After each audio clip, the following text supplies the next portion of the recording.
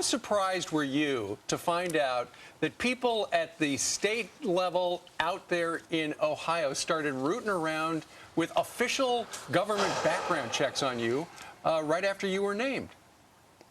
You know, that a real surprise. In fact, it really made me quite angry, and that's one of the reasons, you know, I came on here to talk to you guys this morning. You know, you know, we need to get out there and really make sure.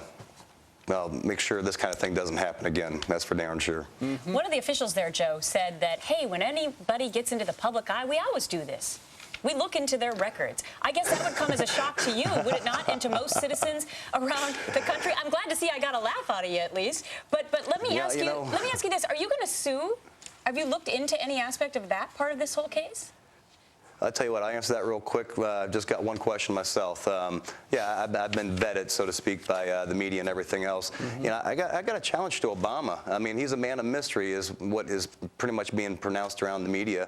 You know, why doesn't he come out? I've answered all the accusations about myself. I've told everyone, I've owned up to it, the tax lien, the plumber thing. I got no problem speaking the truth, and that's what Americans like to hear.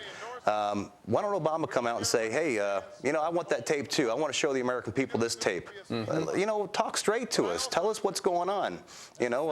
He seems to get a slide on absolutely everything. I'm a plumber. I asked one question, and I mean, they're rooting through my garbage. Obama, he gets a pass, and American people want to vote for somebody who can't even come out and, speak straight. That's pretty crazy to me.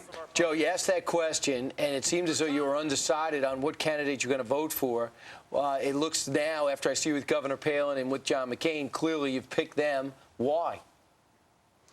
We need to limit the size of government, man. Lord have mercy. If Obama gets in, there's no checks and balance. I mean, we can't hold his feet to the fire now when he's president of the most powerful country in the world. What makes anybody think that we can hold his feet to the fire then? Mm-hmm. I don't want to give that kind of power to somebody. That is downright scary. Well, speaking of power and going back to these investigations, they looked into whether or not you were a deadbeat dad. They looked into whether or not you got welfare or owed welfare or owed, let's see, unemployment compensation, taxes as well. Now, hold on a second, Joe. The governor of your state said there was no political motivation here, even though the woman at that family services organization, she gave the maximum amount allowed by law to Barack Obama.